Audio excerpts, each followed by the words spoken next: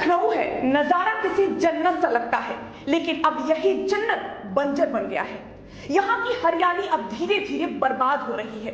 नमस्कार, मैं हूँ मधुमिता, आप देख रहे हैं जन एक्सप्रेस। सरोजनी नगर, मदिहाबाद, बख्शी का तालाब और मोहनलालगंज, ये लखनऊ के वो इलाके हैं जो कभी आम के बागों के लिए जाने जाते थे। ये क्षेत्र अब बंजर होते जा रहे हैं। यहाँ रातों रात पेड़ काटे जा रहे हैं, पेड़ों की जगह अवैध कॉलोनियां उगाई जा रही हैं।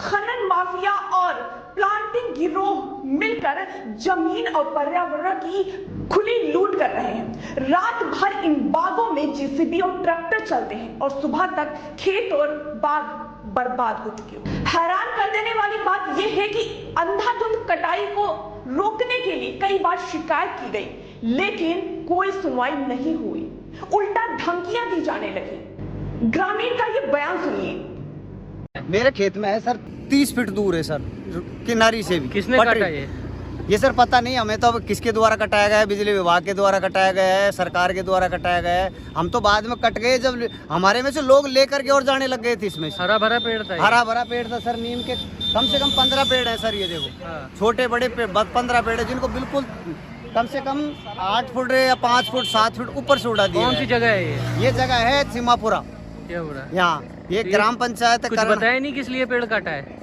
कुछ भी बिना कोई सूचना, बिना कहे यही पेड़ काटे।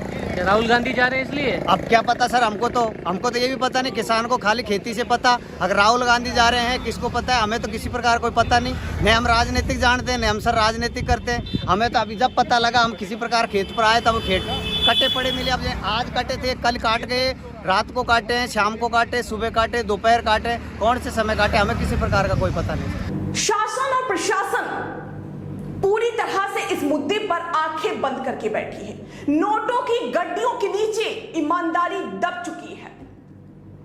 क्या यही योगी सरकार की जीरो टॉलरेंस नीति है? योगी आदित्यनाथ का वो बयान सुनवाते हैं जिसमें उन्होंने जीरो टॉलरेंस की बात कही थी। ठीक कर दीजिए।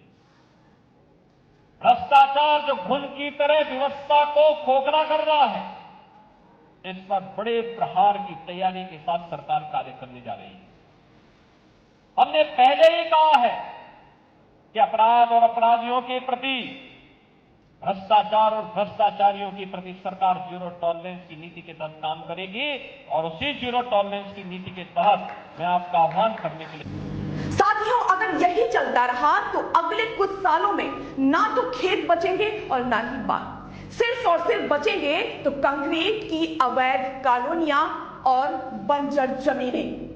ग्रामीणों ने योगी आदित्यनाथ से मांग की है कि वो इस मामले में स्वयं हस्तक्षेप करें, दोषियों के खिलाफ सख्त कार्रवाई करें। अब इस मामले में समय नहीं है, आवाज उठाई जानी चाहिए। ऐसी तमाम बड़ी खबरों को सबसे पहले देखने के लिए जन एक्सप्रेस को सब्सक्राइब करें, वीडियो को लाइक करें और शेयर करें।